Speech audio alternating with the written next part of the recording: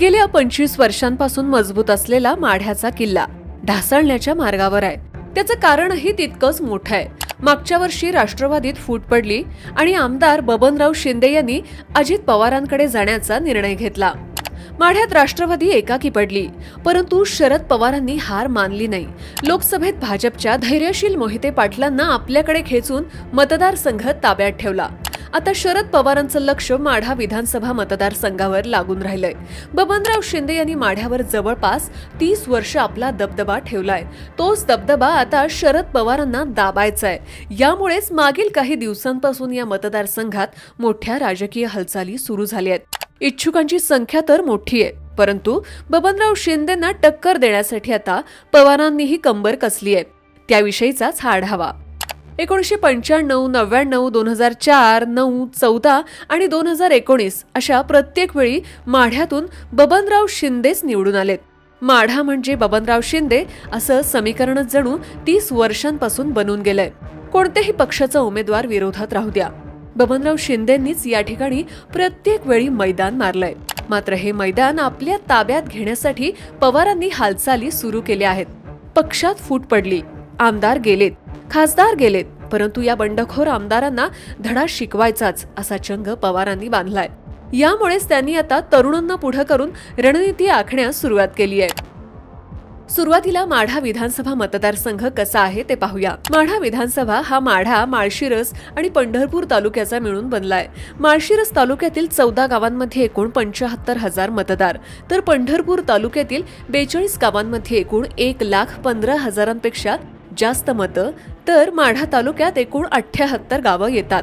या ठिकाणी तब्बल 1,60,000पेक्षा जास्त मतदान आहे। म्हणजे यांची सर्वांची बेरीज केली असता माळशिरस 14 गावे अधिक पंढरपूर 42 अधिक माढा 78 म्हणजे एकूण 134 गावं आहेत। जातीय समीकरण बघायचं झाल्यास सर्वात जास्त मराठा समाज हा 35% आहे। त्यात ओबीसी, मुस्लिम व इतर मागासवर्गीय यांची बेरीज 65% आहे। यात धनगर माळी समाजाची ही संख्या मोठी आहे। महाविकास आघाडीत माढ्याची जागा पवारांना सुटणार, त्यामुळे आता इच्छुकांनी गर्दी करण्यास सुरुवात केली आहे। मध्यंतरी काँग्रेसचे ज्येष्ठ नेते आणि माजी आमदार धनाजीराव साठे यांच्या सुनबाई आणि माढ्याच्या नगराध्यक्षा मिनल साठे यांनी जयंत पाटलांची भेट घेतली। मिनल साठे या माढ्यातून इच्छुक आहेत, तशी इच्छाही त्यांनी व्यक्त करून दाखवली आहे। तर लोकसभेत माढ्यातून राष्ट्रवादीला 52,000चं मताधिक्य मिळवून देण्याचा विश्वास व्यक्त करणारे शिवाजी कांबळे यांनीही विधानसभेची तयारी सुरू केली आहे। शिवाजी कांबळे यांची ओबीसी नेता म्हणून ओळख आहे, तसेच बबनराव शिंदे यांचे कट्टर विरोधक, तसेच तालुक्यात प्रत्येक गावात संपर्क असणारा नेता।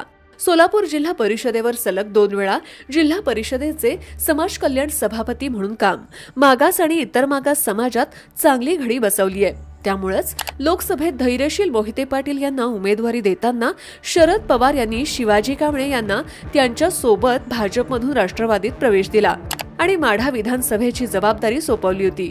यातच आता माढ्यातून शिवाजी कांबळे यांचं नाव चर्चेत आहे। दुसऱ्या बाजूला आमदार बबनराव शिंदे यांचे सख्खे बंधू रमेश शिंदे यांनी अलीकडेच सुप्रिया सुळेंची भेट घेतली आहे। रमेश शिंदे सध्या मुलगा धनराज शिंदे यांच्यासाठी फिल्डिंग लावताना दिसतायत।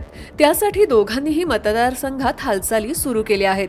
आता यापैकी शरद पवार कुणावर डाव टाकणार ते कोडं लवकर सुटणारं नाहीये।